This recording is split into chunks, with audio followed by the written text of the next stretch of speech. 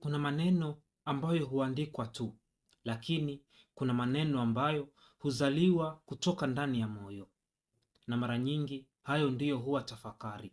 Hayaandikwi kwa ajili ya kuonekana, bali kwa ajili ya kugusa nafsi ambayo imechoka, imejeruhiwa au imekata tamaa kidogo.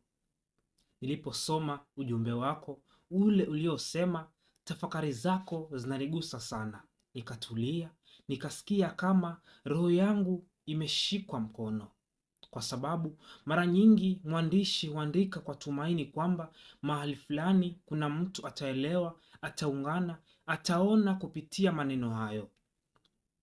Na sasa najua neno halijapotea bure.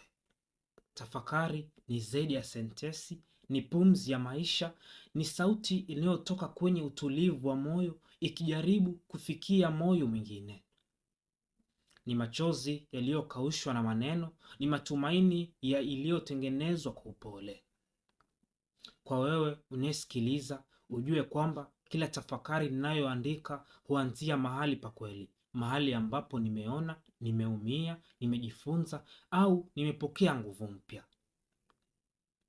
Wakati mwingine tafakari ni kilio cha ndani kisichosikika, lakini kilichojaa imani kwamba kuna mtu atakisikia.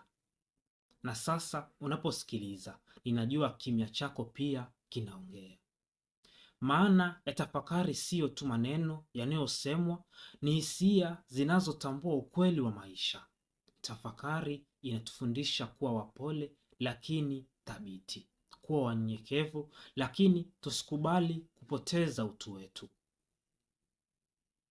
Inatufundisha kwamba si lazima tuelewe kila kitu, lakini lazima tujifunze kutoka kwa kila kitu.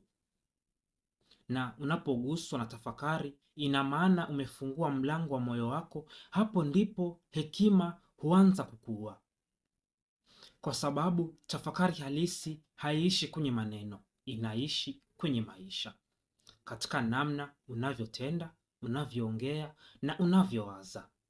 Kwa hiyo asante kwa kuguswa, asante kwa kusikiliza, asante kwa kuruhusu neno liingie ndani yako, lakini zaidi ya yote asante kwa kujitafakari kupitia tafakari, kwa sababu mara nyingi jibu la maisha haliji kwa haraka, linakuja taratibu, kwa kimya, katika dakika zile unazokaa peke yako ukijitazama, ukijiuliza, nani mimi? Niko wapi? Ninatokea wapi? Nitaelekea wapi? Hapo ndipo tafakari inakuwa ya kweli. Na kama imekugusa leo, basi imefika ilikotumwa kufika. Edison Mbega.